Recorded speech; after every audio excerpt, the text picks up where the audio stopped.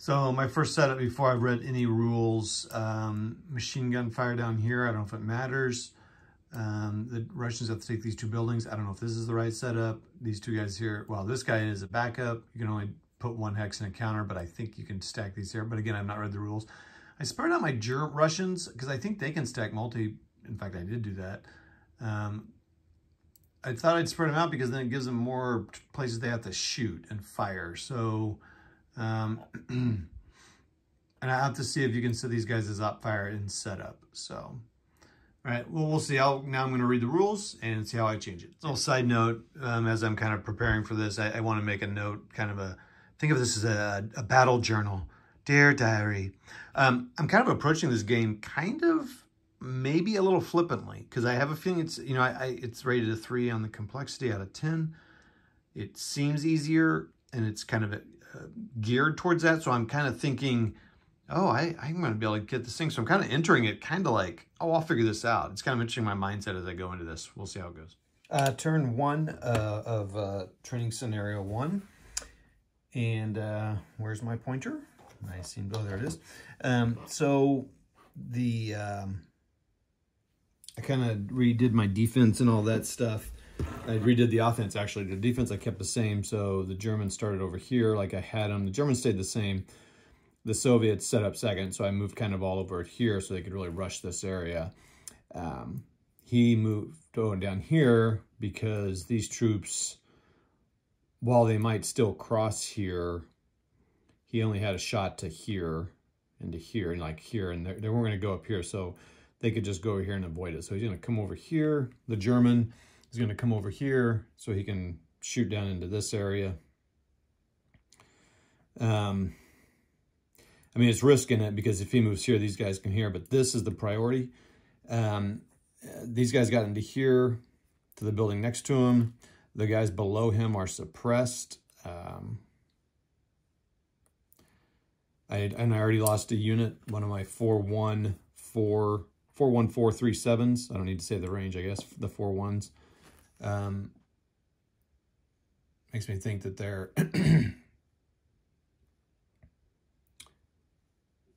yeah, anyway, so they're there, but a 1 proficiency die roll, and these guys are 2 compared to 6 and 5s. Crazy. Anyway, this guy got killed in melee here, so I'm going to get a few more turns in. You know, there's some interesting little elements here to talk about later.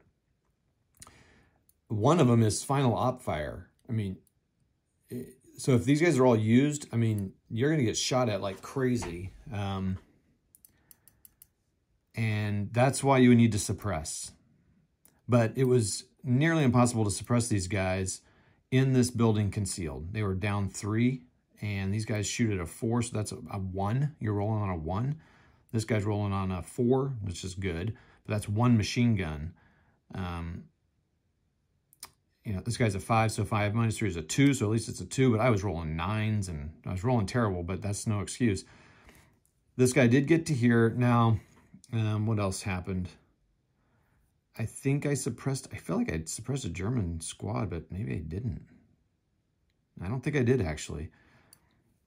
These guys all got suppressed in the field. Now, it's cool. These guys did pass, so they were suppressed going into this field. And because, so this is cool. You get -3 for being adjacent, -4 for moving in the open. So that's 7 to that 5. That's 12, but it was -1 because it was op fire without an op fire token, if I'm doing that right. But whatever, it's 11. I rolled a 9, so it was only a 2, so they suppressed, but it was still higher than these numbers, you know, when you add those into the number. So because I rolled so high, I'll explain that later. So they were in here. One or two of them passed, I think, yeah, these guys, and so they assault fired, and again, 2, nothing happened, but they were able to assault fire. So I thought, well, I'll overwhelm them, but these guys can keep firing. They don't have to roll morale. They do get -2s, but I mean, it's... So now turn 2 starts. The Russians get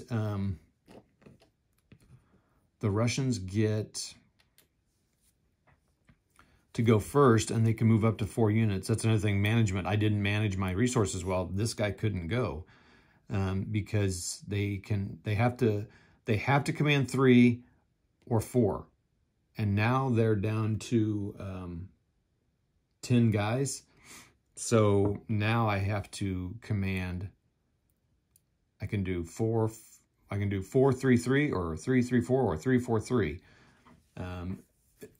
If I do anything else, then I will not be able to activate everyone. I'm not explaining that well, I don't think, but I might do that like separately with, anyway. So I think the first one I would do at 4. So the question the Germans have is, do the Germans go to fire on one of these guys? Because an interesting thing is, if I go into melee, if these guys go into melee with these guys, they're held up. I don't think there's anything they can do in that turn. So really, the Germans should probably shoot one of these guys. This suppressed guy, first of all, he's going to roll a fiber better. And I'm going to have to see if there's modifiers for being adjacent. And then if so, he can move in here too if he passes. Now he'll be suppressed, and he'll have to pass that, and it'll be a -2. It's going to be tough. Like, I don't think he should go in there. He should probably actually just fire on this guy or something. He's in that wood building, or maybe just back up. Because all the Russians have to do is move here, and then these guys are held up, and then they could move more in. So I think the Germans should use a command point to get rid of one of these guys. This guy's in the open, so you'd probably want to go for this guy. I'll probably do that.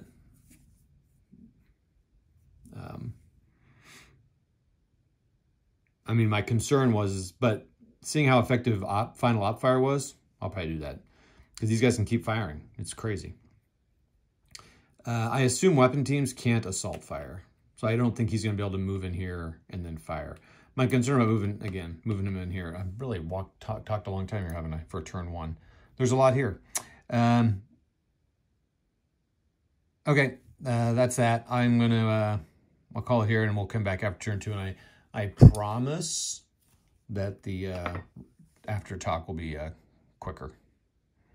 It's just fun because I'm learning. I think part of it's because I'm learning the game, so I'm just learning all the tips and tricks and trixies to make this thing happen. So, all right, see ya. I mean, the tip to this thing is you can't really rush without getting units suppressed. So, and that's what's happening. Yeah, remember, units can final fire an unlimited number of times when firing adjacent. Yeah. All right. So now he's talking about if they're not suppressed. So I probably have to roll that morale check. In fact, that's probably it. So I really need to suppress them. I'm not sure how to do it without getting that concealment stripped and getting right next to them.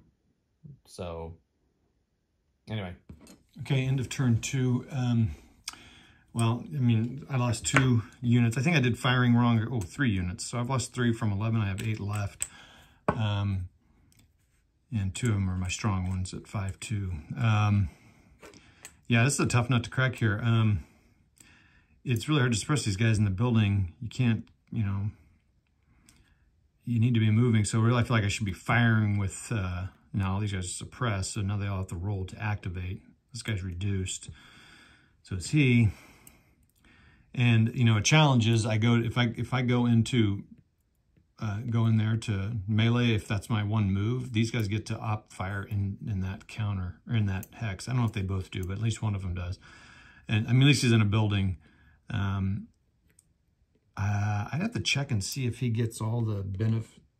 If he gets the +3 for sure, because he's adjacent.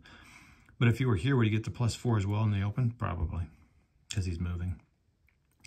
So I'm not really clear how to get these boys in here.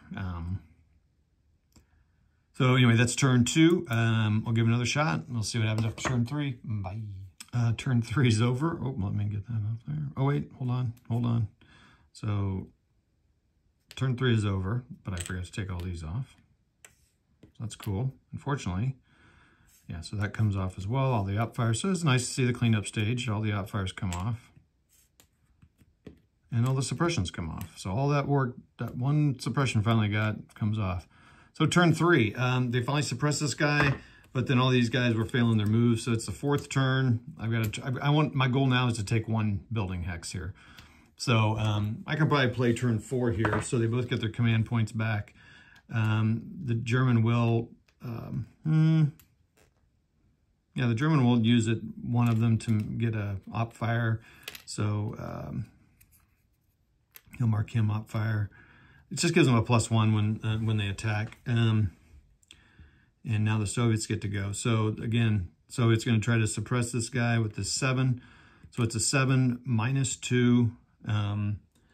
I can use my combat to... Nope. Okay, so he's going to fire at him. 7 -2 because it's a stone building, so it's a 5. I'll put what I roll here. So this is what's been happening. I roll an 8, so he's used, and that's it. He can't do anything else.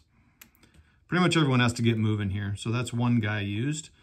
I'll fire this weak boy on him to try to suppress him, and then I'll send these 3 guys out here. I mean, so he'll fire here. He'll try it. So, yeah, 4-1.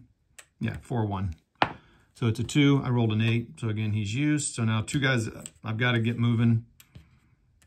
I mean, I guess I could try to suppress 2 more times. 1, 2. So I could try to suppress these guys for these guys to move in here. This guy's going to have a straight line of fire here. Yeah. All right. So both these guys will try to fire on this guy. And because there's 2 guys in there, so 5 and a 4, and these guys are, well, actually, maybe these 2 guys should try to fire on them. So yeah, these 2 guys will try to fire on them. Again, 2 and 2, because it's 4 minus the building, so I rolled a 3. So he's just 1 off. And then this guy. And I rolled a 2. So that's exactly what he needed. Do they both suppress? I've not hit a guy with both. This is interesting. This is good to see. I'll be right back. So it affects everybody the same. So suppressed. Suppressed. Crap. Did I roll? Yeah, that was the 2nd shot. So they're both used. So I've done 4. I have 3 guys left to do something with.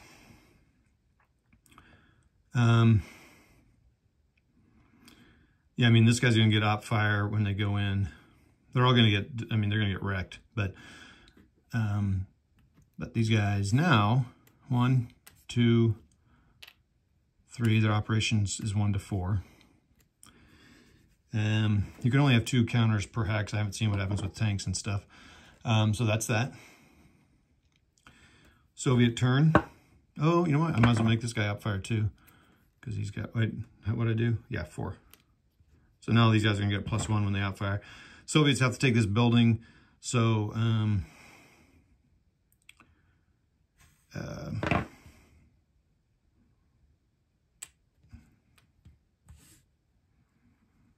the question is, what's the best way to do it? Do I try to suppress him? Do I try and then just try to take it with these 2 guys?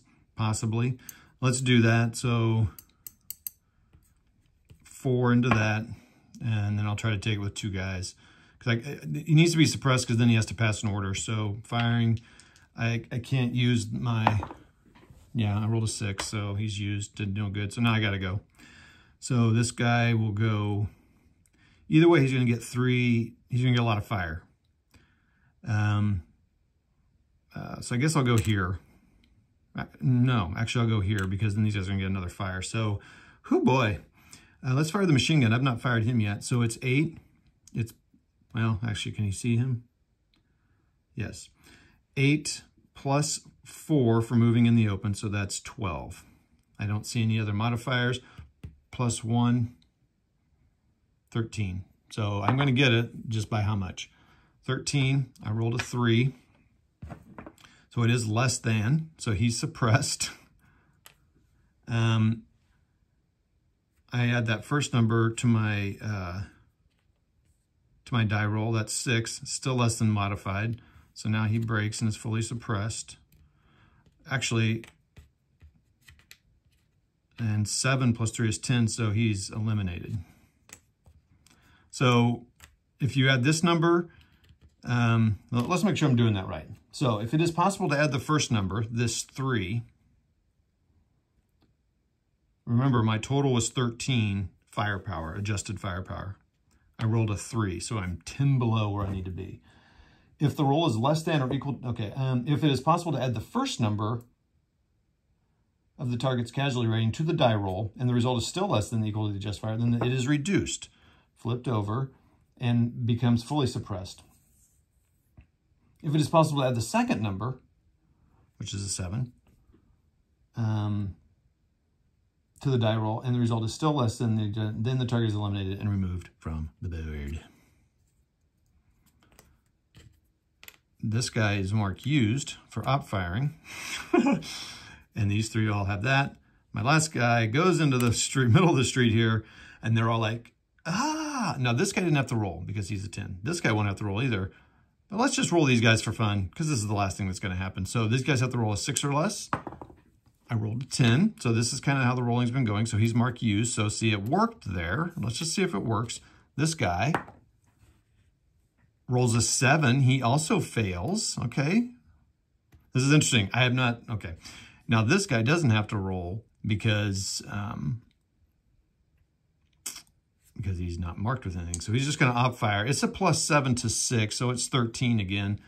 Oh, it's a +4 because he's moved in the open within 4 hexes. It's +3 because he's adjacent, so that's +7. Plus that, it's 8. 8 to 6 is 14, so 14 and 9. Nice high roll for the Soviets.